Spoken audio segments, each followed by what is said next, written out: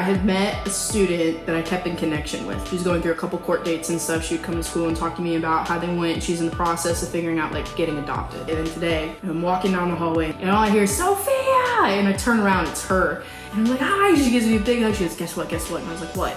And she was like, I got adopted. And I was like, what? Like, no way. And we stood there and I cried a little bit and she cried a little bit. Last week, I was walking from the cafeteria back into my classroom and I had this person yell at me in the hallway. And they were like, hey, sir. Turn around. And it was a student I had in GoodLife last year. It was like, I want you to know that GoodLife has completely changed my life. He said, last year you came in during Q1. I was suicidal. I had really bad grades. He also shared that he was drinking all the time. He said, you came in last year and you started sharing GoodLife content and you gave us the Write Your Life book. He finished all 52 weeks. He said, I didn't miss a week. He said, I completely finished all of it. I finished it last week. And I wanted you to know that when you came in and you began to share, it began to hit me in a place that he could find life and a life full of purpose. He had never heard that GoodLife is a life you love. He said, when you came in, you gave me hope where I didn't think that there was hope. And he says, today, my grades are higher than they've ever been. He said, I haven't touched alcohol in 10 months. He now wants to be a counselor to help other people live their absolute best life. He said, I know there's peers of mine that are struggling. I want to be able to help people when I'm an adult because I needed help.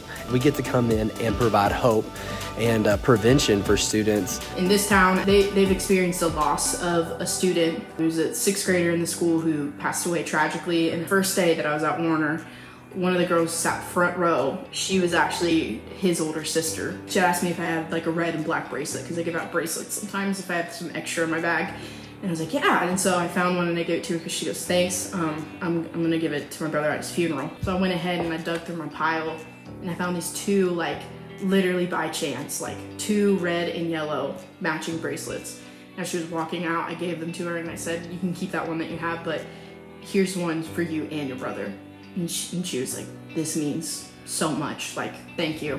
There's opportunity even in a lot of darkness that can overcome and unexpected things happening in lives. And even of my little girl who lost her brother, there's moments and there's pockets where there's light and it's happening and it's right there, and those are moments we can share with others to help them see it, and we get to be just the light that doesn't really say anything but is just there for them, and that means so much.